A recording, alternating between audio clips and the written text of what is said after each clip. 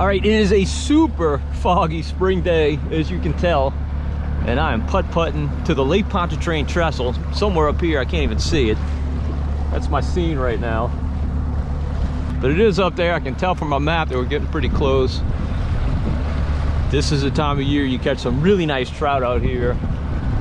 So that's the object. Got an east wind blowing at maybe 8 to 10, something like that. I'm on the southern end, which is a little bit protected on an east wind. We'll see if I can find something. Kind of a long shot here today, but I'm in the mood for some big speckled trout. Let's see if we can catch some. All right, wind's got a little bit of north in it. Not ideal. It's kind of east-northeast. Tide is screaming out. Absolutely screaming out. That's also not ideal.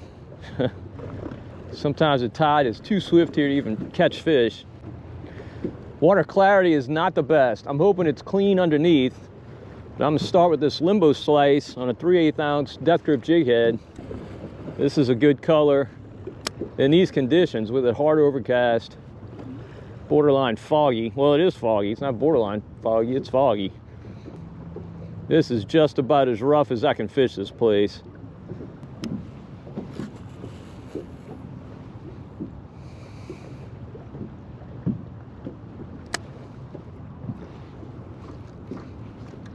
Well, first of what will probably be many snags. Second cast, first snag. Maybe we'll get lucky. Nope, didn't get lucky. Got quite unlucky.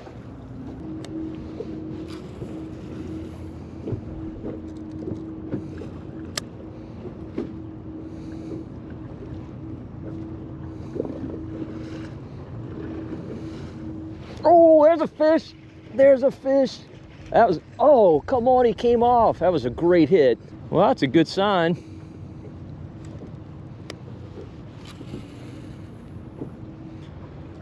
Maybe my 5th cast or so.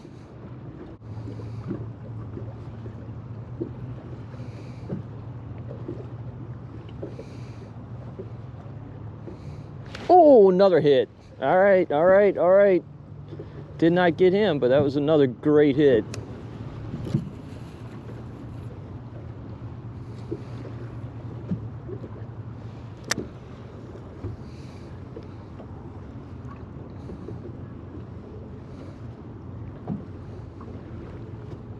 Oh, there's a fish.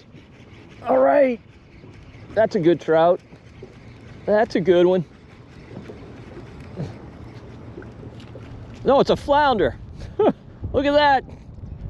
Not a trout, but a flounder. Actually, I'm gonna keep this fish. Not a giant flounder, but I love these guys. We're gonna keep him. And I'm gonna eat him. All right. I wonder if those other bites were from flounder. They're all just in this one little stretch.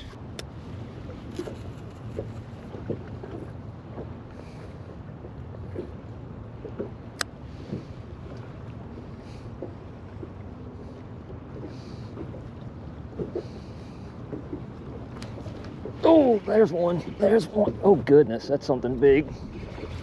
Maybe a foul hook trout. I don't know.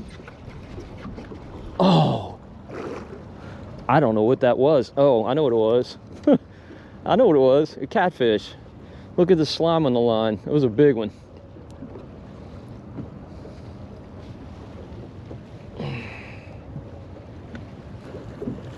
All right, we're here targeting speckled trout so far. It's been a catfish and a flounder. I do like eating those blue cats, so I kind of wish I'd landed him. All right, I've gone a minute without a bite. And I started getting bites almost immediately, so I'm gonna go run back past where I started and see if there's a school of fish there. Doesn't appear to be anything here. Either that or our tide is definitely weakening. So things might be turning off a little bit. But they should turn back on when that tide starts rising. Oh, God, tide. Oh, another one came back and got it. Oh, good trout. All right, never mind, I guess we won't move. All right, there you go. That's why you fish the trestles in the springtime. I don't know if that's the same fish or not. I spot lock so I can kind of make a few casts here. But I got a good hit. He was hooked up for a second and then got off. And then this guy connected. I just love fishing this place, love it. Sometimes you can catch a limit here. The action is that good. Usually not. Usually you gotta work a little bit. The fish are usually pretty nice. And you catch variety. Like you saw, we caught that flounder. You definitely catch redfish, black drum. Just a fun place to fish. Gets crowded later in the year, but generally not quite as crowded this time of year in March. April and May, it's packed. I kind of posted up here to see if that was a school or maybe just a lone ranger. Can't get another bite, so we'll just move on.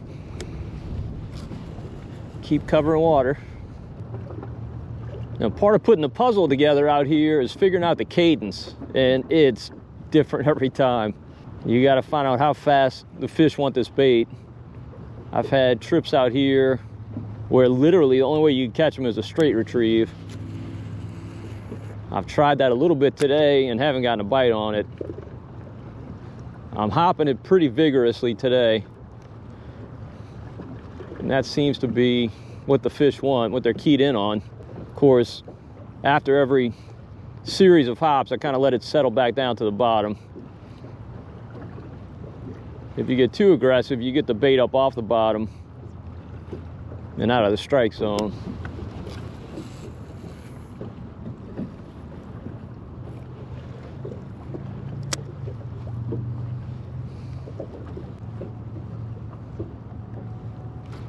There's a fish.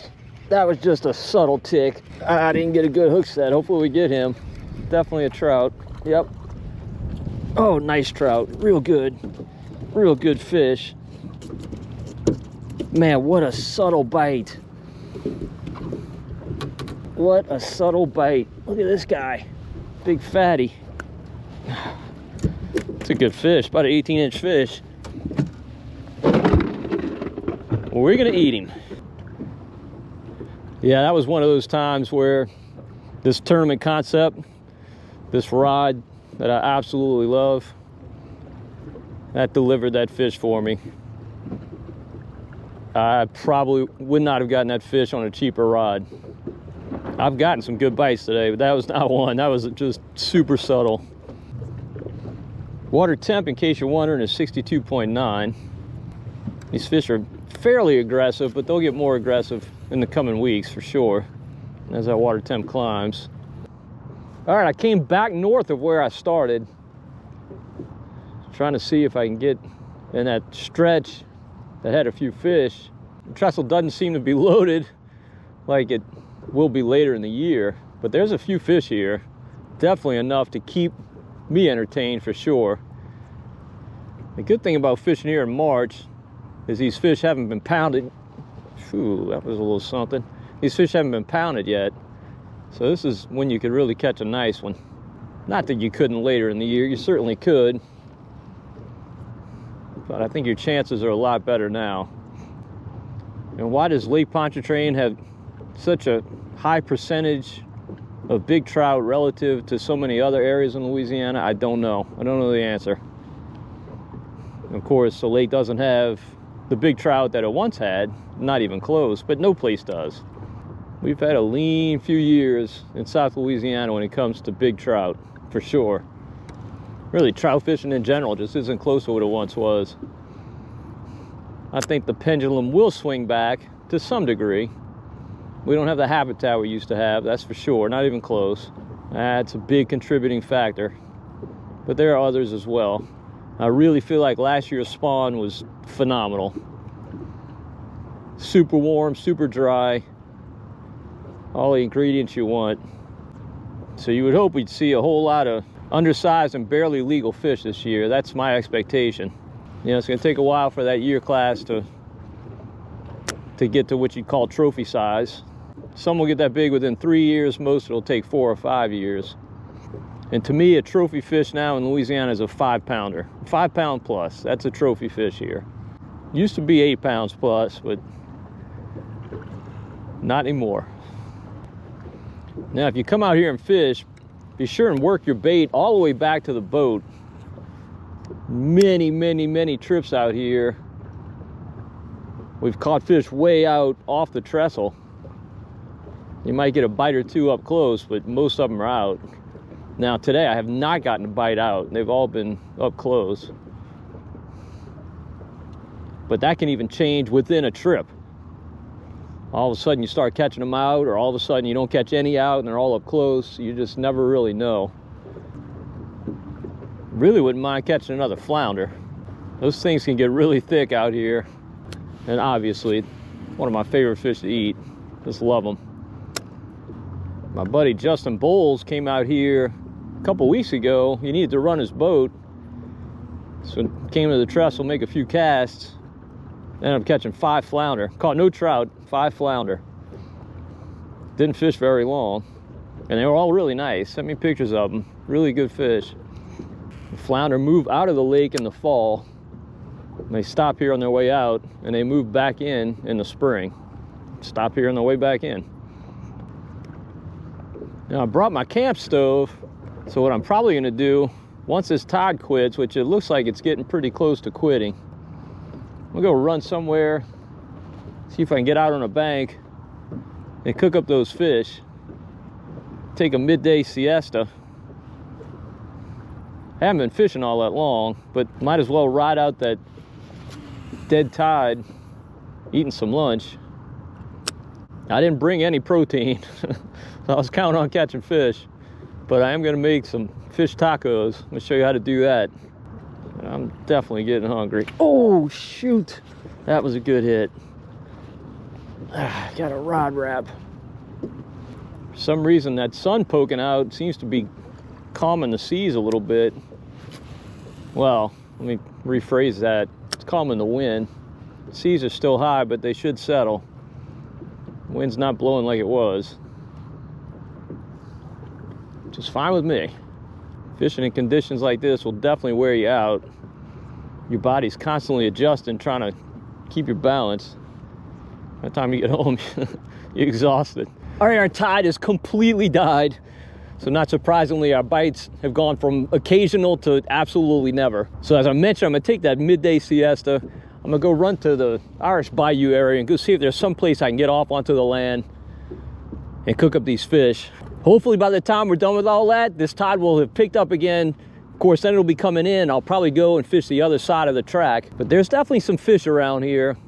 So I like our chances this afternoon after we let this current pick up again. All right, let's go see what we can find at Irish Bayou. All right, assuming we can get up close to this bank, which is looking like we can. This spot looks perfect. Oh yeah, nice and solid. All right, cooking in the marsh, definitely my new favorite thing to do. Here's the scene. My boat's right here. Wind's blowing it into the marsh right here. Here's all the stuff I brought. Got my camp stove right here. Now I just need to clean the fish. I think I'm just gonna do the trout, save that flounder, take him home.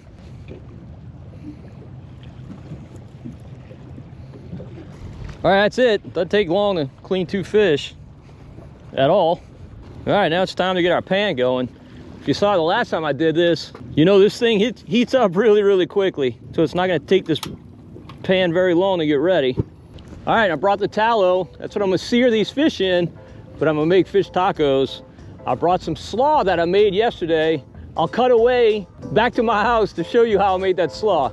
Be back in just a second. All right, this is how I made the slaw for my fish tacos. Key ingredient, this chipotle sauce. This stuff is really good, not terribly spicy, got a little bit of a kick, but not bad. You can also use adobo, that's got a little bit more of a kick. I like this better. Also, I've got some onions, some bread and butter pickles, and the bread and butter pickles had some pickled onions in there, so I threw that in as well. And of course, coleslaw, mayo, and sour cream. That's it, that's our ingredients. I'm gonna throw a little salt and pepper in there too, but everybody should have that at home.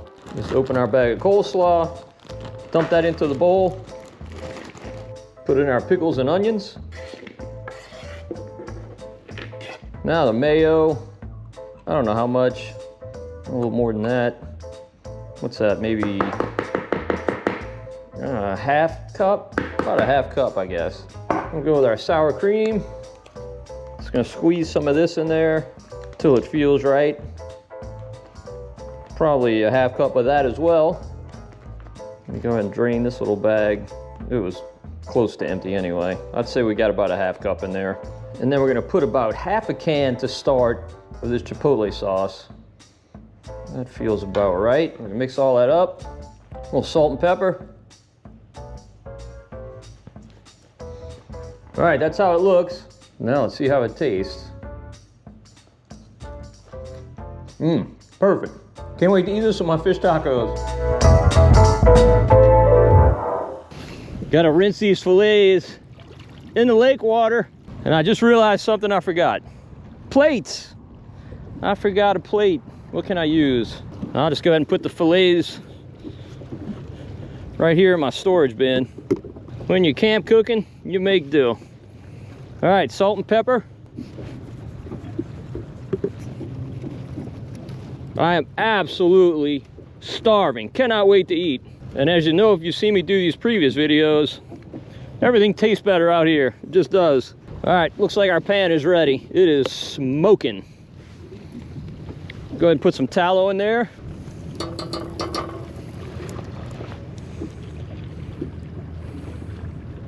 How's that look?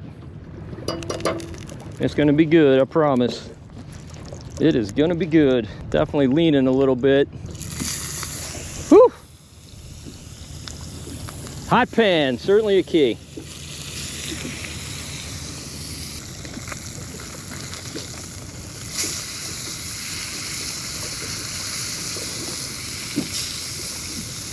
Man, that's a beautiful sear. That looks really good.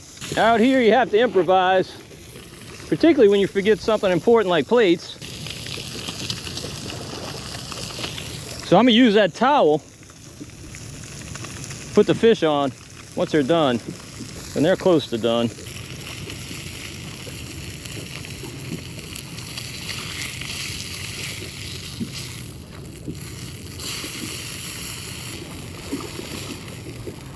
All right, batch one is done. Go with a little more tallow.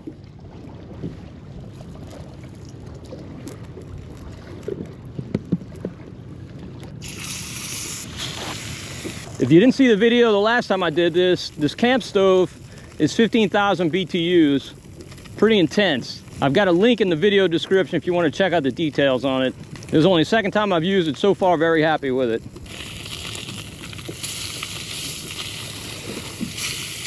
I got a sample of this fish, make sure it's good. Huh. Yeah, it's good. These bad boys are done. Let those cool a minute. All right, there's my slaw from yesterday. Here's how I construct these. Got a tortilla, just put a piece of fish on it, and then load it up with slaw. About like yay. Look at this.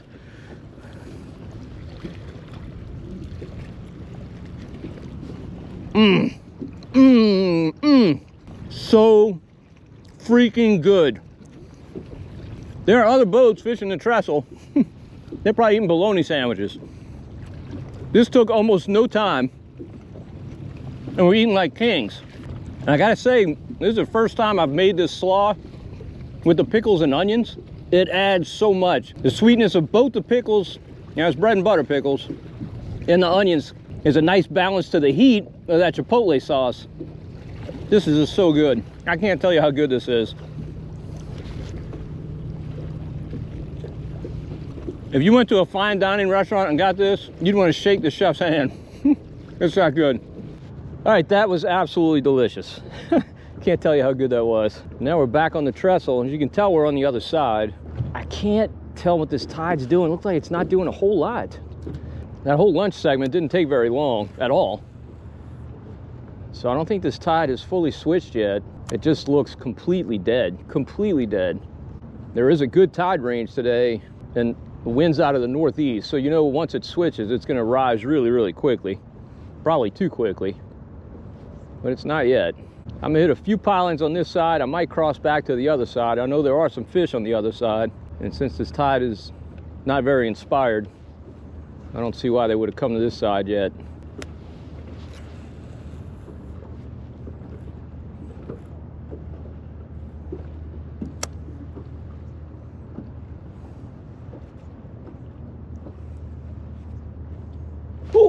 There we go. That's a good hit.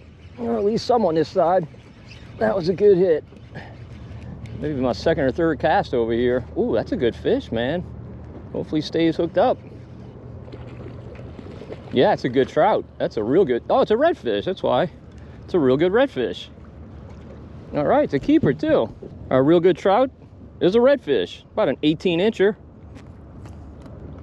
All right, quite a variety today. Trout, redfish, and flounder. That's a slam. For those who are wondering, I got 30-pound braid. That's my main line. I've got a leader tied up. It's probably about, I don't know, 5 feet long. And that's 16-pound Daiwa fluoro. I've seen this water get so clear that you have to throw 12-pound fluoro or you won't get bit. But it's not, that's not the case at all today. Definitely got a stain to it. I mean, it's pretty. I looked at my prop on my outboard and I can see it easily. But it's definitely a little stain to the water. At least on the top. You never know what the water underneath is like at all. But even from here, I could probably see this limbo slice matrix about 18 inches down. So that's pretty good. I'd rate the water maybe a 7 out of 10 as far as clarity. When it's 10 of 10 clarity, you don't want that. It's too clear. Sometimes you can see your bait 4 or 5 feet down. One time we came out here and we could see the bottom, and it's 8 feet right here. All right, I gotta shed this coat before I die. It is getting warm. All right, much better. That'll probably survive the day. All right, I don't have much time left. This wind's picking up considerably. I'm gonna see if I can run north some. I may not be able to without the protection of this eastern shoreline. But I'm gonna head up that way if I can and see if we can run across some more fish. All right, definitely a good bit rougher up here, no doubt. But the water is substantially cleaner, a lot cleaner. That tells me probably back where we were fishing, the water was pretty at the bottom. Because it's a dramatic difference here. It's so pretty that I'm probably gonna change this limbo slice. Just too loud of a color for this pretty water. Need something a little more natural, but I don't want to change two variables at once. So we'll make a few casts with this, see what happens. All right, I made a change to one of Captain Lane Zimmer's baits. I think he calls this one a Mad Mullet. Obviously a much more natural looking color. Definitely a bigger bait too. Just didn't have a lot of confidence in that limbo slice in this clarity of water. I've seen the fish on this bridge be incredibly color attuned.